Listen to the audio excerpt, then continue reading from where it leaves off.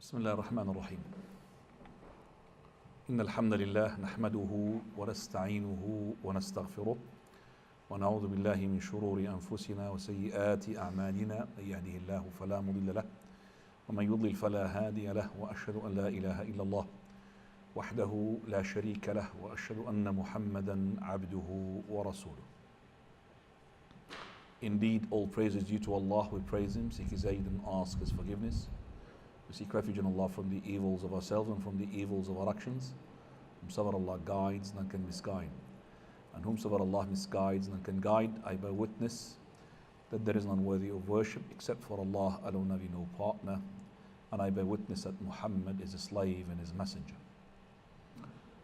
To proceed, but the best of talks beyond any doubt is the Quran, and the best of guidance is the guidance of His messenger Muhammad, may peace and blessings be upon him. And verily the most evil of all matters are the ones innovated, for every new and innovated matter is an innovation.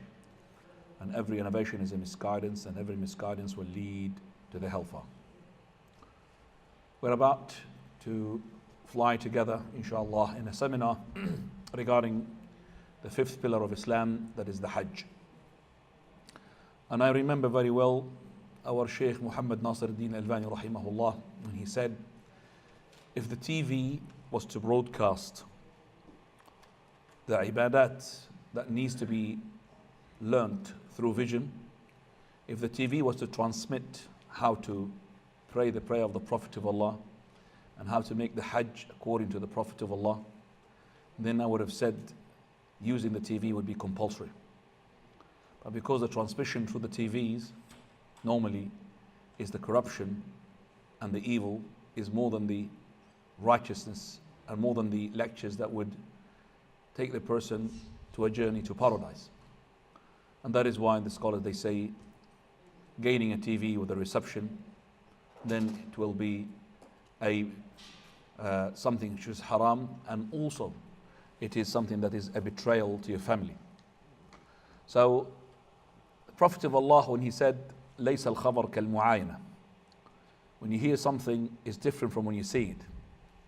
Definitely will be much, much happier to see the Prophet of Allah with our own eyes, praying, making the Hajj, rather than to read about it. And that is why Musa alayhi salam, when he saw what his people has done after he left from worshipping the calf, he got angry and he threw the tablets and he broke them. Whereas when he heard about it, he didn't do anything. Why? Because the impact of the vision is much more effective than the impact of the audio, the hearing.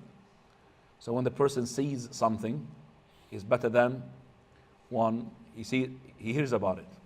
And that is why I would like as well the sisters or upstairs or with us to be with us in seeing what I'm seeing. So I don't know if you could see the PowerPoint presentation. If you can't, then excuse us because of the lack of technology. I would like the brothers again and again to remind them to come as close as possible from the back. The ones who just get closer to the back, Jazakumullahu khairan, in order to gain the barakah of the sunnah of the Prophet Muhammad salawatu rabbi wa salamu alayhi. Hajj, in which I'm not going to be able to do a very detailed seminar because the time. I mean, usually this thing that will take 2 to 3 hours, even more. So I'm going to squeeze in everything and make it as light as possible, but I'll try. So the overview plan is as follows. We're going to be discussing the excellence of the Hajj in details. No, in just, inshallah, abbreviation. We're going to be talking about the important issues in Hajj.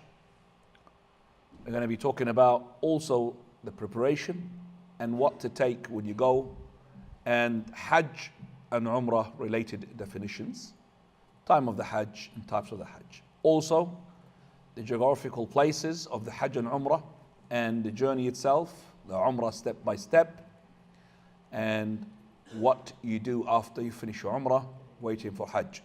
Then we're going to talk about, of course, Hajj step by step.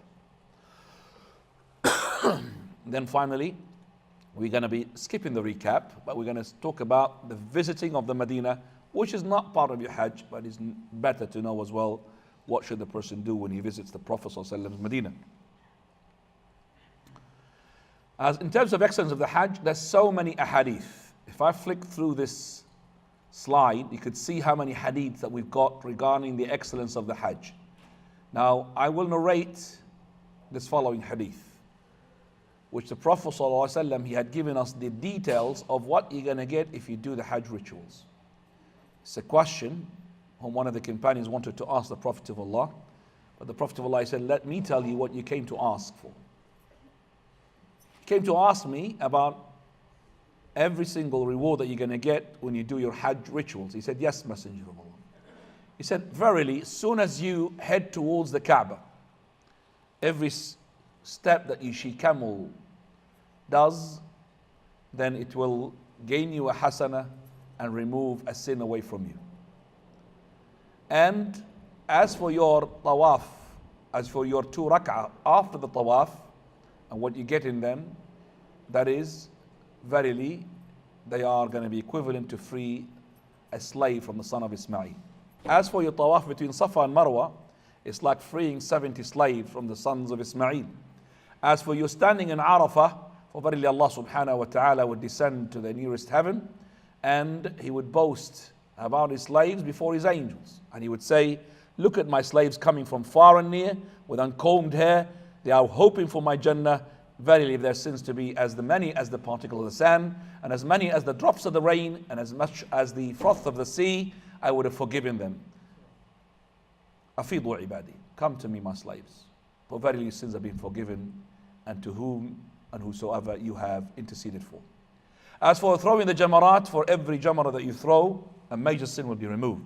As for your slaughtering, it will be saved for you with your Lord. As for your shaving the head, for every single hair that you cut, verily hasan will be given and a sin will be removed. As for your tawaf in the ifadah around the house, as soon as you make tawaf, there will be no sins. An angel will come and put his hands between his shoulders and would say, go ahead and go and do in the future, for verily everything in the past has been forgiven.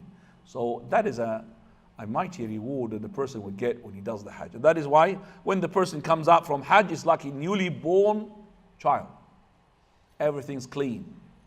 Hajj Mabrur is the goal that we want, and that is an accepted Hajj, full of obedience and not followed by the disobedience. Hajj, which provides the rituals of the Hajj according to the Prophet of Allah, and full of righteousness. From the important Hajj issue that we need to discuss is that Hajj, as we know, the 5th pillar, but it's compulsory in your lifetime. As soon as you become an adult, and you are of course insane and free, you have to make the Hajj once in your life and Umrah once in your life. If you do Hajj Tamattu', which includes Hajj and Umrah, you've done what you've been required to do.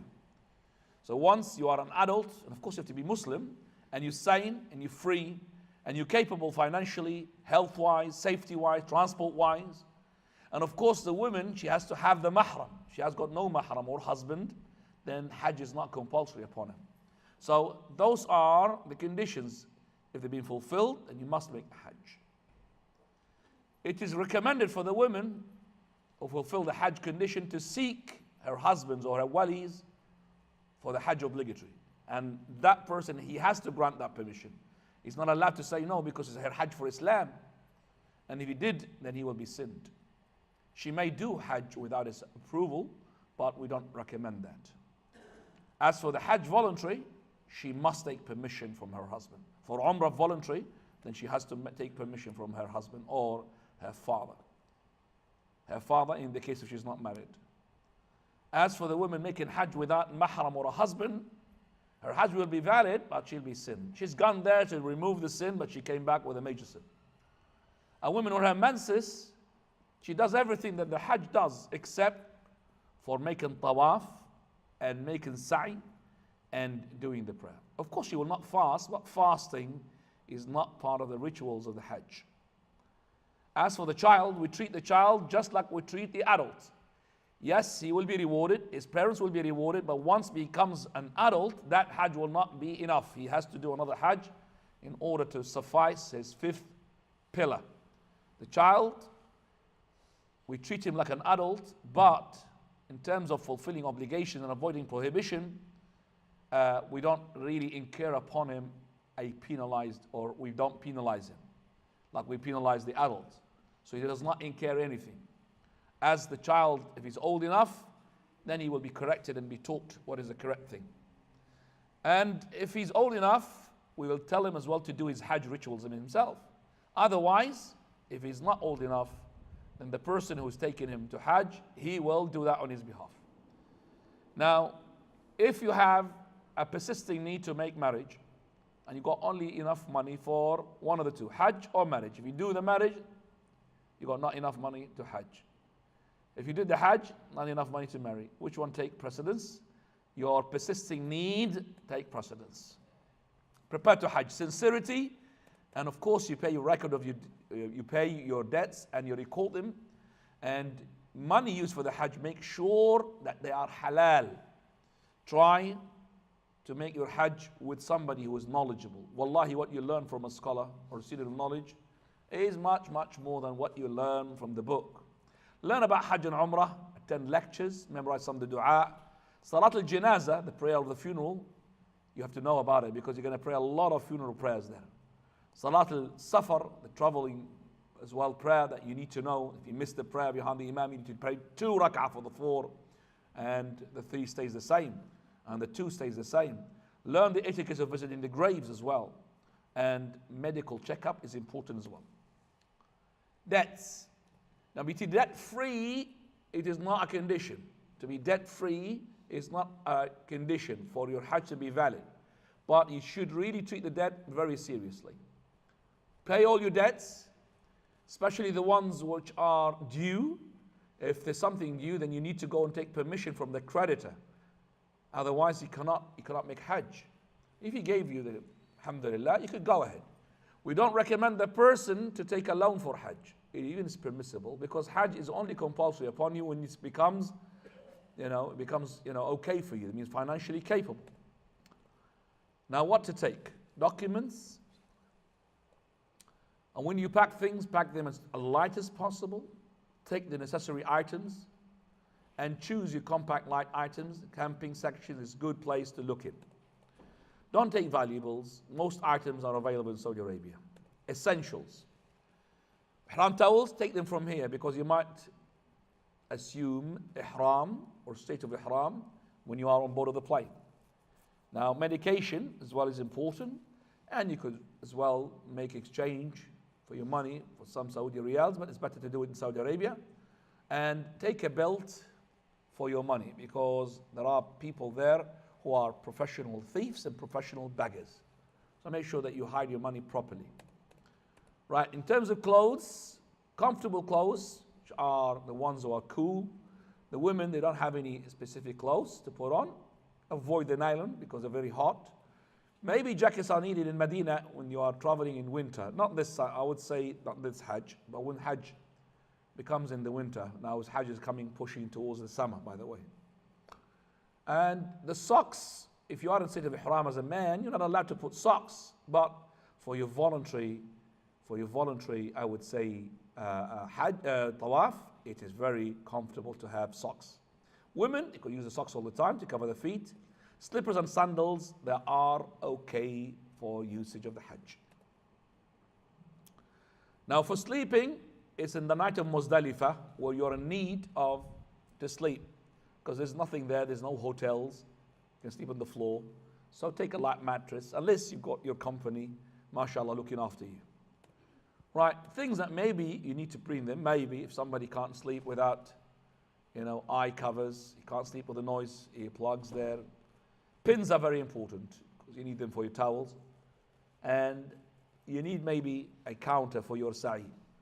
A mask, if you need, for example, there's lots of dust there. But you can't put the mask when you're state of ihram unless it is a necessary. Now, what to take? Maybe Vaseline as well for those who knows to go there because they need to lubricate because of the heat.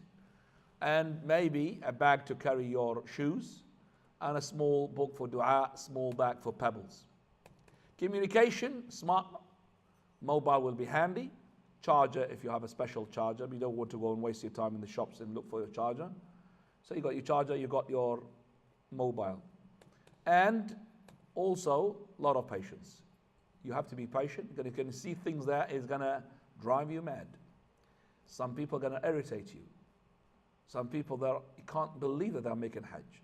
So ask Allah subhanahu wa ta'ala to help you, give you the patience, be positive, and have a target which is Hajj Mabrur.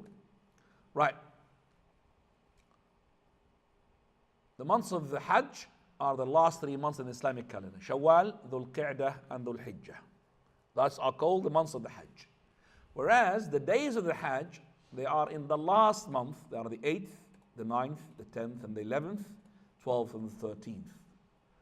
11th and 12th and the 13th are called the days of Tashriq. The 10th is the day of Adha, Eid al-Nahr. No, the Yawm al-Nahr. Now, why is it that we have then the days of the Hajj in the last month, and we do have the last 3 months to be the 3 months of the Hajj? Because the person, if he does Umrah in the month of Shawwal, it could be part of his Hajj. So if he makes Umrah as early as Shawwal and then take off his Ihram, he could wait until he makes Hajj on the 8th day of Dhul Hijjah. Kinds of Hajj, there are 3 types. The one you're supposed to do is the first one, Tamattu', which is Umrah. Then you take off your Ihram. Then you wait until the 8th day of Dhul Hijjah, and then you make Hajj. Hadi, which is sacrificial animal, is required. The other types, don't do them. Unless you are a Makkian, live in Mecca, then there's no Umrah for you. Makkians, they don't do Umrah. They only Hajj, and which is called Hajj Ifrad. Single Hajj on its own, and there is no sacrificial animal is required. As for the Qiran, you make Umrah, and you stay in your clothes of Ihram, you're still in a state of Ihram until the 8th day of Dhul Hijjah. And as I said, don't do that type. The type that you want to do is what the Prophet of Allah had commanded, which is Hajj Tamattu'. Now, where is the Hajj locations? In terms of geography, we're going to go first of all, Mawaqit. What is Mawaqit? Mawaqit, plural of miqat.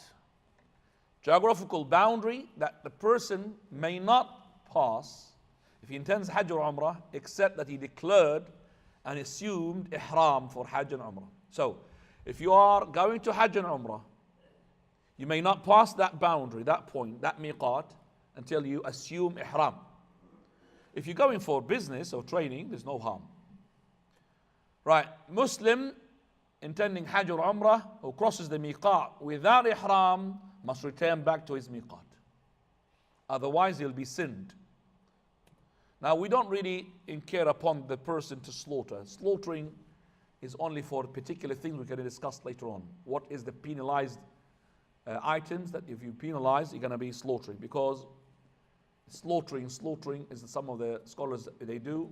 We don't follow that path. We follow the path where there is the slaughtering which has been mentioned in the hadith, as we're going to mention it inshallah. The mawaqit are mentioned in the hadith of the Prophet of Allah in the red. They are Dhul Hulayfa, Qarnul Manazil, Yalamlam, and Dhatu Irq. Those are the 5 mawaqit places. In this sketch, you could see Dhul Hulayfa is the ones who are coming from the direction of Medina, and it is the farthest one. Nothing which is further than the Dhul Hulayfa. It's 255 miles away from Mecca. The second one, in terms of distance-wise, Al-Juhfa, for those people coming from the coastline. And it's called Al-Juhfa, and the city is called Rabiq, 127 miles. Can you just see the feedback? And it's getting me a headache. Can you just put the volume a bit down, just a bit? There's just feedback, if it's possible. If it's possible. And it's getting into my head. Dhatu Irq is 55 miles away for the people coming from the direction of Iraq. On the people who are closest, Qarnul Manazil, Najd. Najdi people, they declare state of Ihram from Qarnul Manazil. Listen now, Jeddah is not a miqat. The person coming from Jeddah, who came from here and he went to Jeddah and declared Ihram from Jeddah, he has to go back to the miqat that he came from. So if, for example, you came from Europe and you passed over Dhul Hulayfa, you've arrived in Jeddah, and they told you, you have crossed your miqat without declaring Ihram. You need to go back to the miqat that you're supposed to go to. You cannot go and choose the closest one, Qarn al-Manazil, and you go to it and declare. You have to go back to Dhul Hulayfa. Same thing, if you are coming from Qarn al-Manazil direction and you pass the miqat, now you have the choice to go to a one which is far away. No problem. You can't go to a closer, but you could go to the one which what? Further away. Ideally speaking, you could go to the miqat that you came from. That's the best. Yalamlam is from the people of Yemen. So how many miqats we got? 5.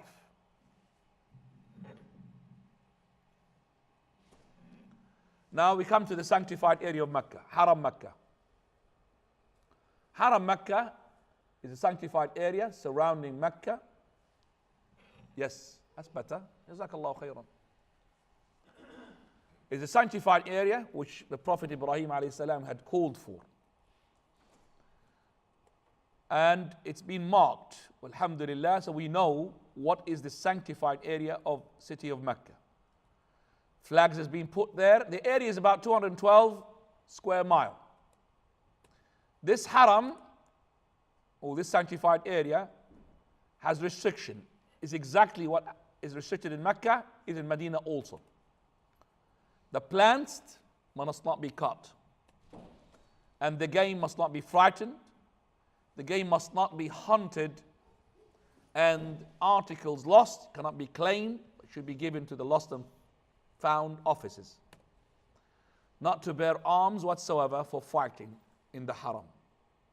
This is an indication of the haram, how it looks like. Haram boundary. So it says beginning of haram. So at the other side, it will say the end of haram. This is the sketch of the area. That's the Kaaba. And that's the city of Mecca, Arafah, and Mina, and Muzdalifah. Those are the areas represents the Hajj. So these are the areas that you need to know for the Hajj. And you could see here those 6 places, the 6 stars here, indicating the haram area, the haram. And they are as follows in this sketch coming. They are Ji'rana and Nakhla, Arafah, Dhahlibn, and Hudaybiyah, and Tan'im. 6 places. And in terms of distance wise, Tan'im is 4.6 miles, Nakhla is 8 miles, Hudaybiyah is 13.5 miles, which is the farthest, and also Mount of Arafah, and Dhahlibn, and the Ji'rana. Those are the areas of the haram, not the mawaqit. Now let's just see now, mawaqit plus haram area. That's Mecca, that's the sanctified area. And that is the mawaqit. So the mawaqit is outside. Mawaqit is indicating when the person wants to make Hajj or Umrah, he may not pass that point until he declares says of Ihram. What about if you live inside? Here, where the arrow says. Then your miqat is where you are. You don't go back. You assume ihram from that point and you go to Mecca. Now notice here, Jeddah is inside the mawaqit. You start with the dua of the traveling, and now Umrah step by step. Now summary, Umrah is only 4 points. Ihram, Tawaf, Sa'i, and Halq. Ihram, Tawaf, circumambulation, Sa'i between Safa and Marwa, and shaving or trimming. We've finished the Umrah. Now in details. Thus we have said, if you're coming from the area A outside, you assume Ihram from there. If you're coming from inside the Mawaqit, so if you are coming from A area, you assume Ihram from the Mawaqit, from the 5 Mawaqit when you pass them. If you are inside, you don't go back, it's from your place, is your Ihram. If you are in the area C, remember there's no Umrah for you, it's only Hajj. Ihram, again, preparation for it. First of all, recommended to make a ghusl, called ghusl of Ihram. Permissible to do some cleaning, mustache, trimming, cutting the nails. Permissible for the person as well to put perfume on his body, not on the clothes of Ihram, that is all of it before Ihram. Put the Ihram clothes, no problem, you could put him today, before Hajj, a month before Hajj. Pray the prescribed prayer, if it is time. Pray 2 rak'ah, if you are making ihram from Dhul Hulayfa. That's where the people mixed up here. They think these 2 rak'ah are for ihram rak'ah. There is no such thing called 2 rak'ah for ihram. It's only from Dhul Hulayfa, which is the miqat next to Medina. So we only 8 miles away from Medina. And that is if you pass by land, not by plane. Because you will be passing by land, and there's a valley there, which is Wadi al-Aqiq, which is a sacred valley, whom Jibreel alayhi salam told the Prophet of Allah to pray 2 rak'ah. So it's only when you pass by land, not by plane. So there is no 2 rak'ah if you go to other mawaqit. Now, note up to this point, it is all of it preparation. You're not yet in the state of ihram. Your intention has already been done a long time ago, a year before maybe. Now, to start your ihram, you stand up, face the qibla, say labbaik Allahumma bi umrah. Now, from this point, you are in a state of ihram. And this is equivalent of saying Allahu Akbar in your salah. When you say Allahu Akbar in your salah, do you eat? No. You're allowed to talk and chit chat? No. You're allowed to laugh? No. You're allowed to sew your clothes? No.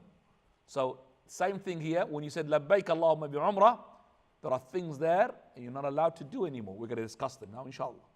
Also, it is recommended to add the following du'as. Allahumma umratan la riya'a fiha wa la sum'a. Oh Lord, I intend umrah without showing off. And also, very important to say, oh Lord, Allahumma mahilli haythu habastan. I declare a state of no ihram wherever you restrain me. What's so special about this dua? If, God forbid, something had happened to you. Let's say, for example, you broke an arm. You can't continue. If you said this dua, you simply take off your clothes and go home. You don't complete your Hajj or Umrah. If you haven't said this dua, if you decided to take off your clothes and go home, then number 1, you're going to be penalized by fidya, or we call it fidya, that is to pay to slaughter an animal in Mecca. Number 2, you have to compensate this Hajj or Umrah the following year. But if you said this, alhamdulillah, you have set yourself free. Now say it whether you are healthy or not healthy. You don't know what's going to happen to you. After you started your ihram, repeat the talbiyah aloud. لبيك اللهم لبيك لبيك لا شريك لك لبيك إن الحمد والنعمة لك والملك لا شريك لك. Or لبيك إله الحق. That's the 2 talbiyah that the Prophet of Allah kept doing. And notice with me that some of the people, they dismantle or break off the sentence. They say إن الحمد والنعمة لك والملك. That's wrong. You learn this only when you travel with scholars. So you say لبيك اللهم لبيك لبيك لا شريك لك لبيك إن الحمد والنعمة لك والملك. Not إن الحمد والنعمة. That's important. Plus, you need to know that it is recommended, not to say compulsory, to say this talbiyah aloud. You could add to this talbiyah some of the talbiyahs of the companions. You find it in a book. And you could mix as well the talbiyah with La ilaha illallah. Right. So it is obligatory to say the talbiyah aloud. Saying it silently is against the sunnah. Especially when you go up and down in the hills. And as for the companions, they used to lose their voices when they reach a place called Al-Rawha, 36 miles away from Medina. That's about a couple of hours, they lose their voices. In the case of Umrah, talbiyah should be continued until you see the houses of Mecca. Saying the talbiyah in group is against the sunnah. You know, like shouting groups together. Synchronizing. Now, deliberate synchronizing is not right. And deliberate non-synchronizing is not right. Just leave it like natural. If it's synchronized, synchronizes. But don't make it like, as I said, a song. Your talbiyah should be right really loud. Every time you make talbiyah, everything on your right or on your left will make talbiyah, whether it's a stone or a tree, until the end of the earth. That's what the Prophet ﷺ had said. Women's talbiyah. It is equally sunnah for the women to raise up their voice for the talbiyah. Unless there's a fitnah. Unless there's a fitnah. So, the women, they shower before the ihram. The women who are their menses, they declare state of ihram. They do have the shower as well, but they don't pray. Now, Aisha, she used to make talbiyah loud, radiallahu anha. But there is fitna, just make it audible to her sisters, that means to the women. What are the things which are not allowed to do after you declared state of ihram? After you said, Labbaik Allahumma bi umrah, what are you not allowed to do? In terms of clothing, the men, they're not allowed to put anything that is sewn to the limb, like a sleeve, like underwears, garments, and all of that. And cannot cover their heads with something that touches it. So they could use an umbrella, no problem. Cannot wear gloves. As for the women, they could put any clothes without specifying any color. But they cannot wrap their face with this called niqab. They could put a piece of cloth on the top every time there's a man to cover it if they want and they want to cover their faces. But they can't use something to tie it up at the back like the niqab. They're not allowed to put gloves. In the presence of men, as I said, they may cover themselves. Right. Now we come into the prohibition of ihram as well. Fragrance, men and women, are not allowed. No perfume is allowed. And in terms of men and women as well, they're not allowed to cut hair from anywhere. And they're not allowed as well to clip their nails. Also from the prohibited things is the marital relation, intercourse. They're not allowed. Wedding, that means you go and get some woman and go and make a contract. It's not allowed. Hunting, should not hunt nor help to somebody to hunt. And you should not as well appoint someone to hunt. But it is permissible to kill any animal that is harmful to you. Like lice, mice, rats, snakes, scorpions. Fishing is allowed. It's not called hunting. So fishing, you could do fishing while you are in a state of ihram.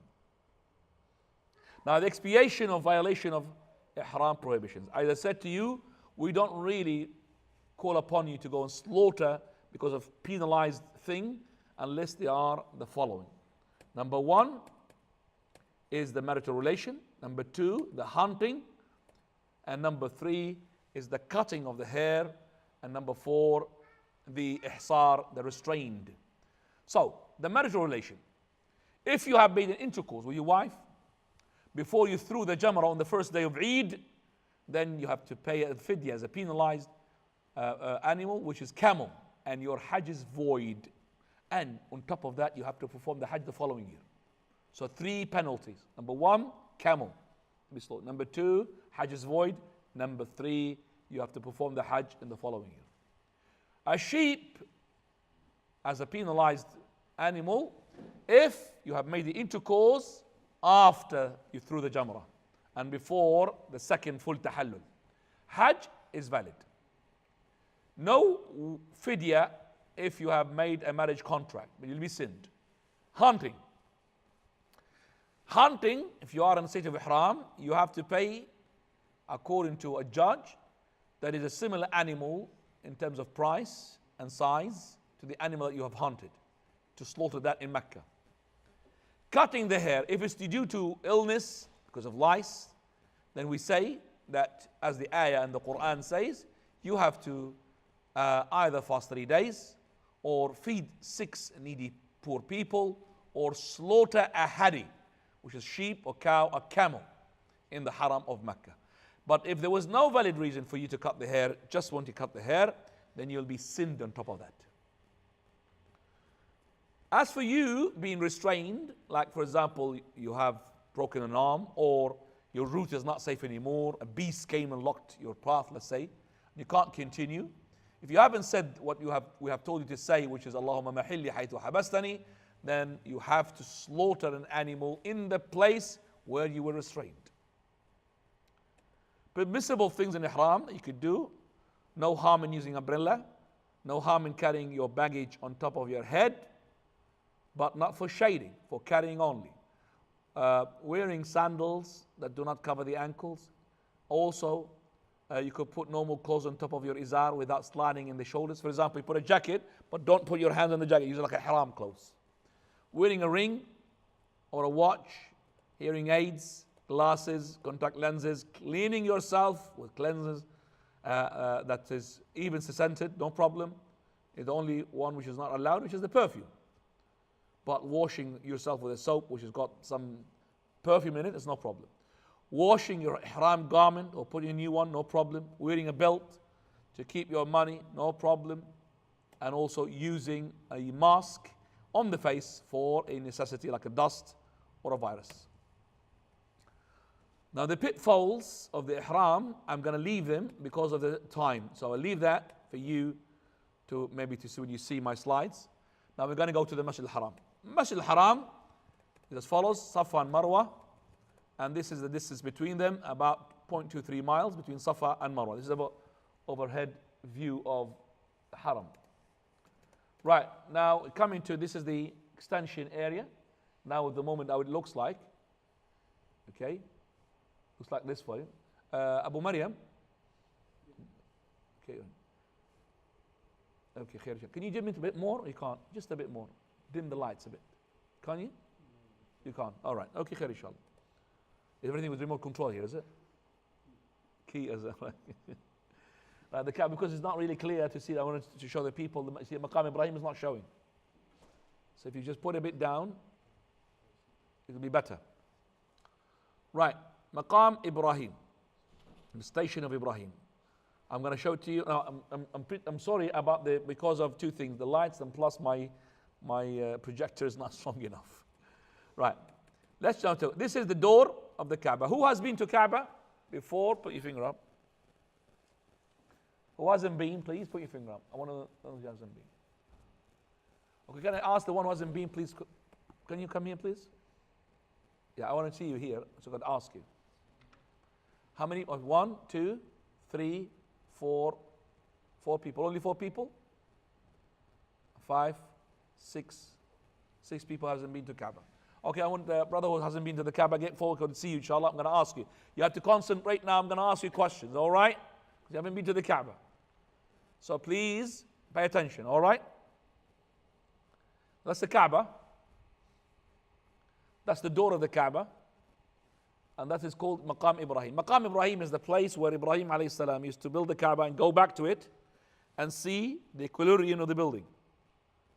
And he's left a footprint there. Because a long time he's been building the Kaaba. He used to make dua on top of that place there. So Allah said, وَاتَّخِذُوا مِن مَقَامِ إِبْرَاهِيمَ مُصَلَّى. Take from the station of Ibrahim alayhi salam as a place for prayer. Right. That's the Hijr. Hijr is part of the Kaaba. When the Kaaba was built, there was no Hijr. This Hijr was part of the Kaaba, and the Kaaba was bigger than this. So all this here, the corner, was here, erected. So all of that was in the Kaaba. So the cube was much bigger than this. But when the flood came and Kaaba was destroyed, Mecca couldn't really rebuild the Kaaba because of financial. So they built 2/3 of it, and they left that third, and they made like this little semicircle.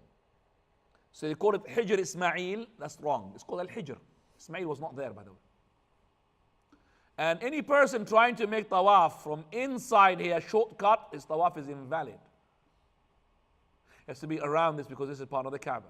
So if you pray inside the Kaaba. So this is called Hijr. And another name, Al-Hatim or Al-Hashim. Hatim means they destroyed. Hashim means they crumbled. That means it's been destroyed before. 3 names for it. Right, Blackstone corner, watch, and the Yemeni corner. These 2 corners, they used to be called Yemeni corners because they are pointing to Yemen direction. But in details, they made the Yemeni corner on the left to be Blackstone corner because the black stone is there. What is the story of the black stone? Black stone was white stone. You could call it the white stone, not the black stone. And it was so white, whiter than the snow. And that's what Ibrahim alayhi salam called upon Allah to send him a big stone that the whole building rely upon. That's the stone. And when it came, it was white. Through the time, from Ibrahim alayhi salam and afterwards, people committed shirk, and that shirk turned into color, and that is black. So the shirk of the kuffar made it black. It's not a paint, by the way. It's a real stone, black, and it was white. Allah transformed it into black. Shami corner, that means it's directed itself to Bilad al-Sham, Syria, Jordan, Lebanon. And also that one is called Shami corner, but it is in details called Iraqi because it's pointing to Iraq. And the north of Iraq is still part of Sham. Sham is Palestine, Jordan, Lebanon, and Syria, and the north of Iraq. This is to Zamzam. Zamzam water, which Allah subhanahu wa ta'ala sent to Ismail alayhi salam and to his mother. And this area is go to the Safa. The Safa, you remember Safa and Marwa? That's the two hills where our mother Hajar, she ran from Safa to Marwa 7 times in order to look for the water for her son. I can't go through the stories because of the time. Time is pushing, so I have to be very quick. Right, after we've seen this, we're going to go to the brother at the back. What's your name? Abdul Mun'im? Yeah, Abdul Mun'im. What is this? Very good. Maqam Ibrahim. I'm going to come to the second person on the chair. What's your name? Huh? Nuruddin. Yeah, Nuruddin. What is this? It's not the corner, that semicircle. You said Hijr Ismail? We just said Hijr Ismail is wrong. None of the corner. No, you're right, but it's not Hijr Ismail. We called it something else. No, ya akhi, the same thing, the semicircle. You said Hijr Ismail, is that right name? Take it easy, listen to me. Hijr Ismail, is that right? Everybody, is that right? So what is it called? Hijr. You said Hijr Ismail because you're programmed. Everybody's programmed on this. There's no Ismail there. So it's a wrong name to call it Hijr Ismail. It is Hijr. Or, so 3 names, Hatim, Hashim, Hijr. No Hijr Ismail. This is something like Abyar Ali. You know when they go to the Hulayfa, they call Abyar Ali, the woods of Ali. Ali was not there. They think that he fought the jinn there. They call it Abyar Ali. Subhanallah. And the problem is the municipality there, they put Abyar Ali onto the sign as well. Al-Hulayfa Abyar Ali. Allahul Musta'an. Right. What's this corner, brother? Come on. This is a different view from the other side. Black stone corner, very well done. Brother, what is this corner? Shh, shh, shh. Remember my camera before, it was from the other side. It's from this side now, confusing. Yemeni corner. So before you get to the black stone corner, because you're rotating anti-clockwise. You go to the Yemeni and then to the black stone. All right? Yemeni, then the black stone. Right. This corner will go to somebody who knows. My dear brother in the front. What is that corner? Yallah. I got you now. You know it? Go on. Shami corner. Not Iraq. And that one? Iraqi corner. Right. Okay. Anybody would like to tell me what is the direction? Put your finger up, please, if you know. Yes? Zamzam. Very well done. And this one? Safa. Alhamdulillah. We got now all the answers right for that. Is that okay for you, brother? The one who hasn't gone? I haven't asked you. Oh, should have asked you. I don't worry, I'm not going to embarrass you in front of your wife. Right, okay. This is inside the Kaaba. Right? Inside the Kaaba there are 6 pillars. I'm going to leave that. Going to go to this next slide. This is Kaaba which had flood. And we're going to come down to the Tawaf al-Qudum, the arrival Tawaf. Summary. This is the summary. Arrival in the Masjid al-Haram, black stone, Tawaf, Iddiba' Ramal, pray 2 rak'ah. What is this? Let's talk about it in details. Arrive in the Masjid al-Haram. When you arrive, it is sunnah to make ghusl before you enter Mecca. So when you go to the hotel, before you go to the Haram, make another ghusl. Yes?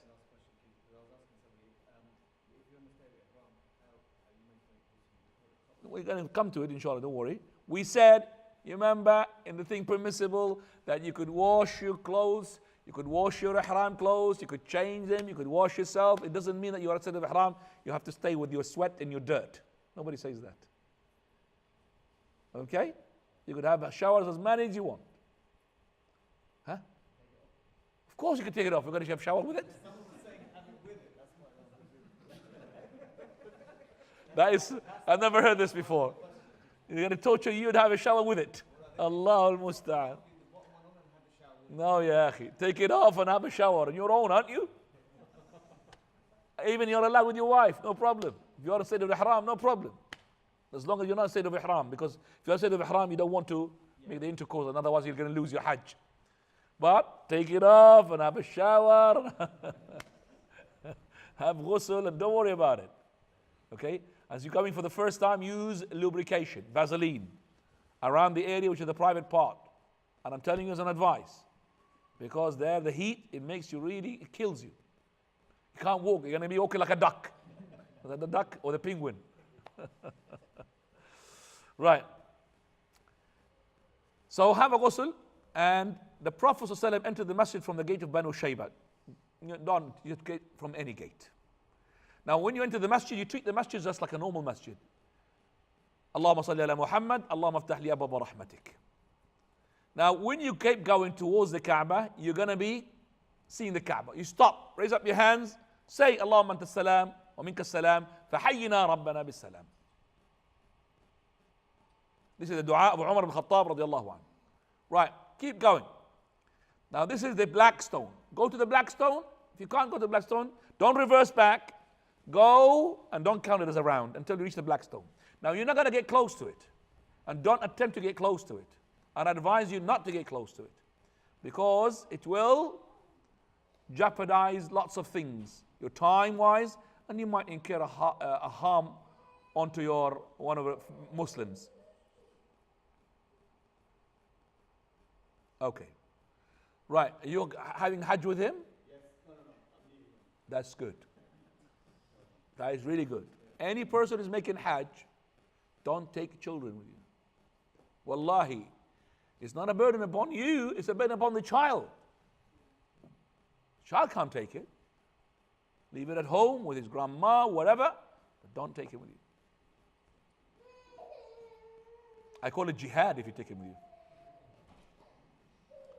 You see, you can't even cope with anything here.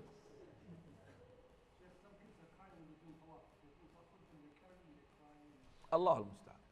Too hot for them. Right. Face it. Say Allahu Akbar. And Bismillah is recommended. So Allah Akbar is a modern thing, but you may add Bismillah. So Bismillah, Allahu Akbar. Not Allahu Akbar, Bismillah. Bismillah, Allahu Akbar. How many times you say it? Once. So some people, they should put their hands, Bismillah Allah Akbar, Bismillah Allah Akbar, Bismillah Allah Akbar. Oh brother, what are you doing? And when he does like that, he is actually stopping the flow. And that's when you have congestion. It's Bismillah Allah Akbar and you keep moving. Don't attempt to kiss, don't attempt to touch, don't attempt to make sajda, it's too much. Just as soon as you arrive to where you think the black stone, in terms of line, in line with it, not to be exactly. Before they made a mistake, the people who were in charge of the haram, they made a line. And that line created a chaos. People, they used to look like this for the line. Looking for the line. You know, and they could stampede on top of each other, looking for the line. And once for the line, oh, Bismillah Allah Akbar, Bismillah Akbar. Some of them, they used to pray on top of the line. They think there's more reward. Yeah, ignorance. Alhamdulillah, they removed the line. There's no line now. So as soon as you come, you think, oh, I'm opposite of the black stone. Say Bismillah Allah Akbar. It could be very far. It could be very far. It could be outside. But there will be marks for you. Say, Bismillah Allahu Akbar. Once. Keep rotating. I would like to keep the questions later on because it's going to be interrupting me. I made an exception for you, but let's just go ahead, inshallah. Jazakallah khair. So if you now do that at the beginning of every circuit. You don't have to touch, for verily, don't push. Harming a person is haram. Touching the black stone is recommendation. Which takes precedence? To avoid harming the person. Right. Some women, they go inside with hijab. They touch the stone, they come, oh, alhamdulillah, touch the stone, and all her hijab is gone. She's happy that she had touched the stone, but her hijab is gone. It's finished. Is that right?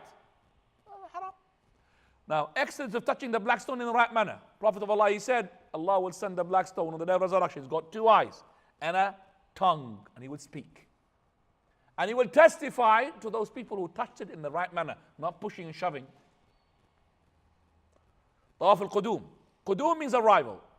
Tawaf around the Kaaba, and you start from the black stone, Kaaba being on your left, go around the Kaaba, pass the black stone 7 times.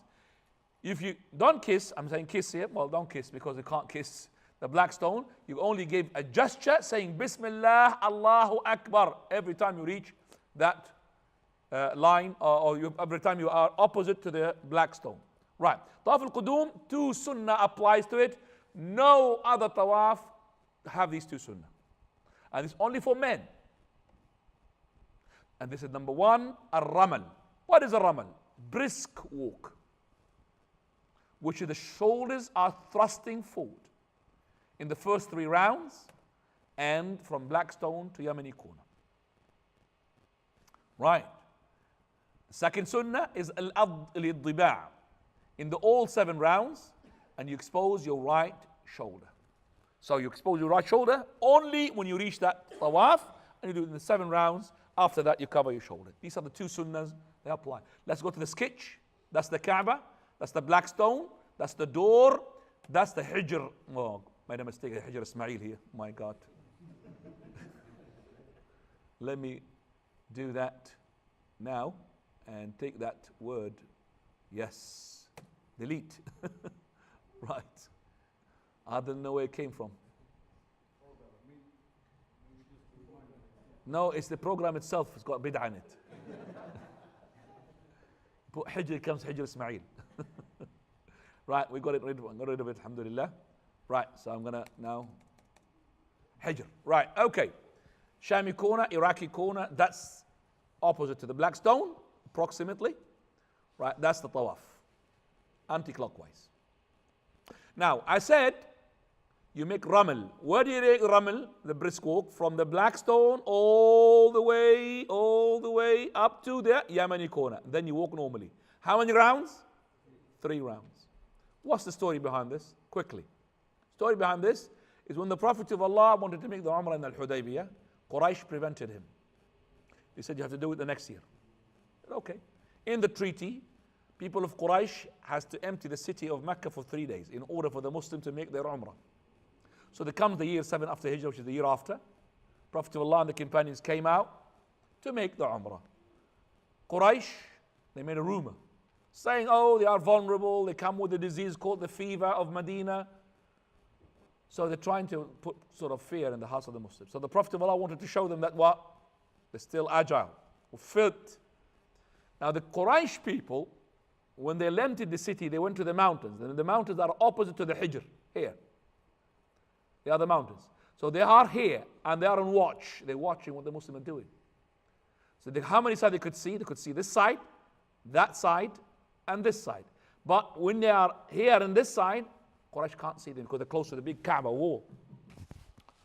Bismillah, alhamdulillah, wa salatu wa salamu ala rasulillah. As we said, the Makkiyans were able, Quraysh, to see 3 sides. So the Prophet of Allah, he commanded for this brisk, I call it duck walk, because it's really, shoulders are thrusting forward, to do it in order to show the Quraysh that they are fit. So they were doing it from the black stone because the Quraysh can see them. In this area, they could see them. In this area, they could see them. But this area, they walked normally. Why? Because they can't see them. Now, this became the sunnah. Even though we don't have kuffar watching us and all of that. But still we do it. Just like our mother Hajj, she has done this running, we have to do the running as well. So everything's got a reason behind it. Right, after this, we go to state of wudu is required for all kinds of tawaf, whether it is obligatory or voluntary. You have to be on state of purity. Menstruating women, they cannot make tawaf until they become clean. All kinds of tawaf, including optional tawaf, consist of 7 circuits. You can't do 1, 2, or 3 and then you say, I'm finished. So every tawaf consists of what? 7 rounds, ending up with 2 rak'ah. You have to do 2 rak'ah behind Maqam Ibrahim. The Kaaba should be on your left. Do not make tawaf with Kaaba on your right. And do not go back. And Tawaf, in the tawaf, you could touch the Yemeni corner without saying Bismillah Allahu Akbar. If you can't touch the Yemeni corner with your hand, the right hand, you may not make a gesture like you give it to the black stone. So it's not like the black stone. Do not face your hand to the Yemeni corner and say Allahu Akbar. As I said, you do not touch the Shami corner or the Iraqi corners at all, because they're not corners. Remember that. They are in the middle of the house. Yes? Okay.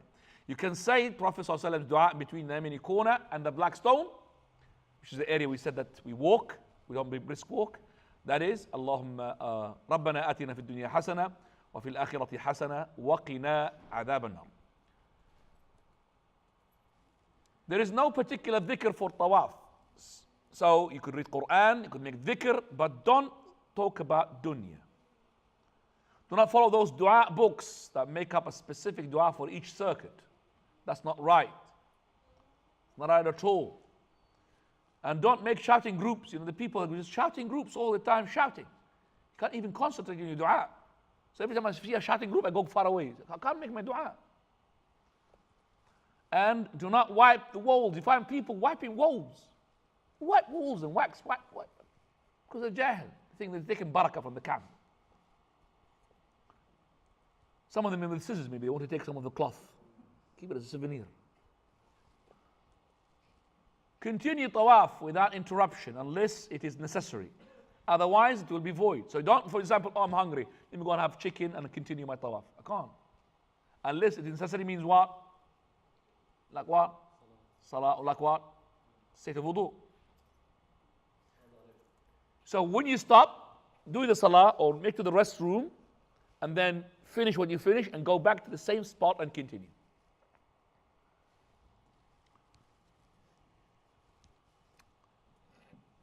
In case of doubt, how many tawaf, how many ones I've done? 6 or 7. Go onto the one, the least number, the minimum number that you are sure of. You made 6, but you're not sure you've done the 7th. So forget about the 7th and make the 7th again. If you had doubts again after you finished all your tawaf, ignore it. Al-Multazam, this is between the gate, the door, and the black stone. It's an area where the Prophet of Allah said this is the area of shedding tears. And that is not part of your tawaf. You counted it by itself, but don't go now at the moment when you are making it for the first time. Where you put your hand in your chest and all of that. People, they go underneath the door. Underneath the door is nothing there.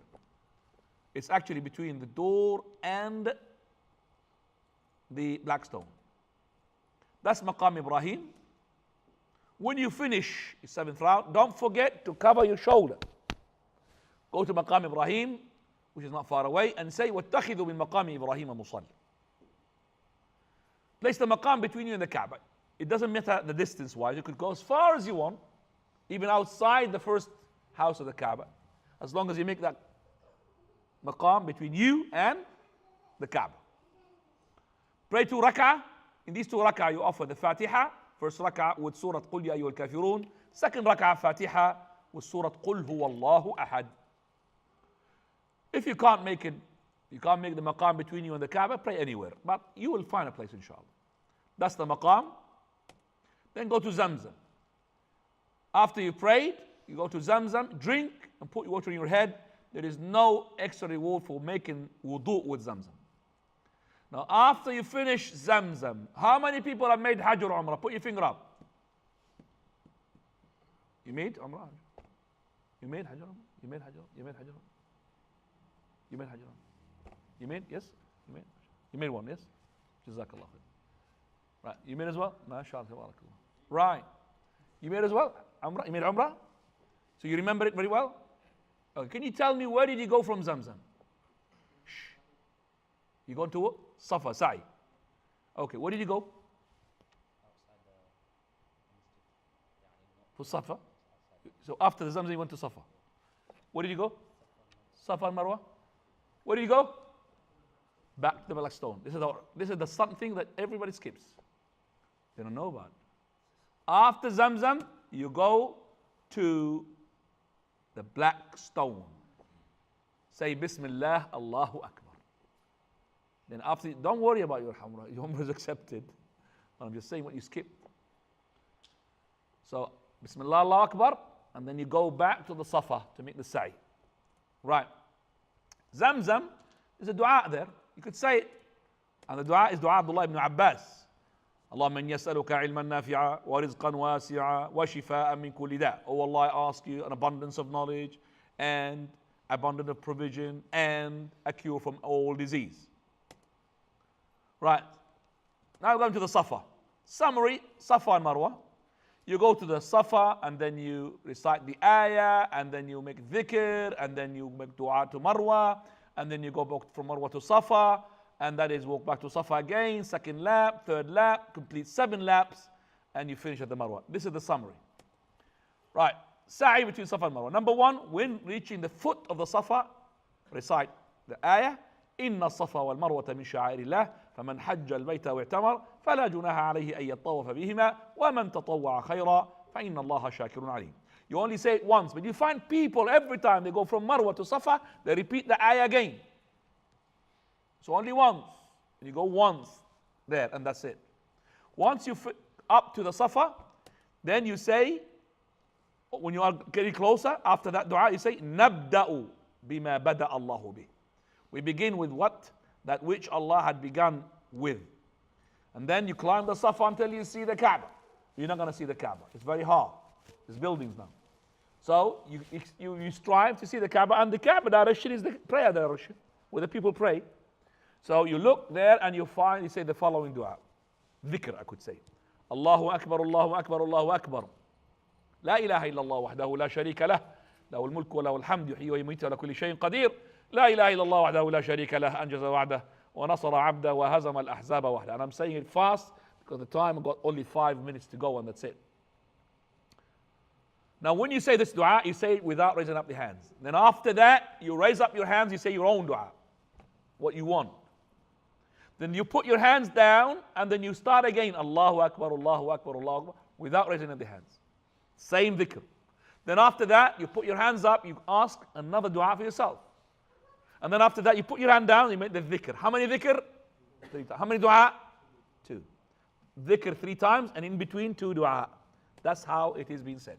So you say all these 3 times, make it dua in between. You see people actually making the dua like this. They're pointing with their palms towards the Kaaba. They do like that. That's not right. That's the dua. And you see people, they're passing Safa and Marwa so quick. Oh no, they're measuring the distance or they're saying dua. You have to stay on the Safa 5 minutes at least to make dua. Then you go down to the Marwa. So when you descend down to the Marwa, you're going to walk until you reach the green signpost. You see that green there? That's the green signpost. That indicates the bottom of the valley at the time of Hajj. That's when the Prophet said, يُقْطَعُ الْأَبْطَحُ شَدَّعَ. That means run as much as you can. If you have a woman with you, you run and you wait for her to the other green signpost until she comes. But make sure that you go around the same area that you go. For example, if you go next to the wall, you turn to next to the wall. Always. So follow the steps that you have made. Don't go middle, step, middle. Go to the steps that you have made. That's the sunnah of the Prophet sallallahu alaihi wasallam. Do upon the Marwa what you have done in the Safa. Exactly the same. 3 dhikrs in between 2 dua. Then you go back to the Safa and you completed now 1, 2, 3. You finish onto the Marwa with 7 laps. The only dua which has been said there is between the green signpost. رَبِّ اغْفِرْ وَارْحَمْ إِنَّكَ أَنْتَ الْأَعْزُ الْأَكْرَمُ. Repeat that as much as you want. رَبِّ اغْفِرْ وَارْحَمْ إِنَّكَ أَنْتَ الْأَعْزُ الْأَكْرَمُ. There is no specific dua for the Safa and Marwa. You exit on the Marwa.